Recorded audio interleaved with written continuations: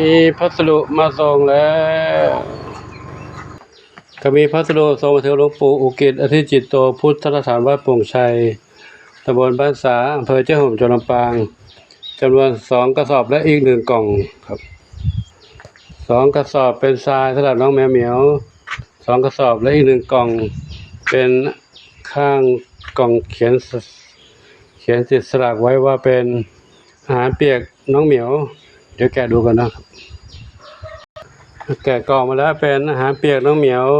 2 กล่องกล่องละ12 กระป๋องกล่องละ400 กรัม12 กระป๋องต่อ1 กล่อง2 กล่องก็24 กระป๋องซึ่งส่งมาจากคุณโยมดวงเดือนสอนชัยซึ่งคุณโยมดวงเดือนได้แจ้งมาล่วงหน้าแล้วว่าจะซื้ออาหารให้น้องเหมียวเป็นทราย2 กระสอบอาหารน้องเหมียว400 กรัม24 กระป๋องนะตอนนี้ได้รับเป็นที่เรียบร้อยแล้วก็ขออนุโมทนาสาธุขอบุญกุศลทั้งหลายจงเป็นพระปัจจัยนุนำคำชูให้คุณโยมดวงเดือนพร้อมครอบครัวพบความสุขความเจริญมีความสุขกายสุขใจสมปรารถนาทุกประการเทินสัพพิติโยวิวัชชันตุสัพพะโลกโควินัสสตุมาเตภวัฏวันตรายโยสุขีทีคายุโกภวะอภิวาทนาสิริสานิจังพุทธาปัจจายโนจัตตารโอธรรมาวัฏันติอายุวโนสุขังพระลังสาธุสาธุสาธุน้องมีเมียก็มา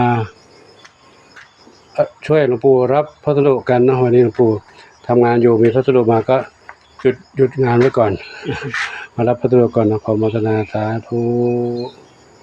บุญใดๆที่คุณโยมปรารถนาขอจงสำเร็จสมปรารถนาทุกประการเถิดซึ่งคุณโยมดวงเดือนได้จะส่งให้น้องเมียวอยู่เป็นประจำเนาะเป็นประจำโดยเฉพาะทรายแล้วครั้งนี้ก็มีอาหารมาด้วยพร้อมทั้งปัจจัยช่วยในการเรื่องการดูแลเรื่องสุขภาพน้องเหมียวด้วยนะขออนุโมทนาสาธุ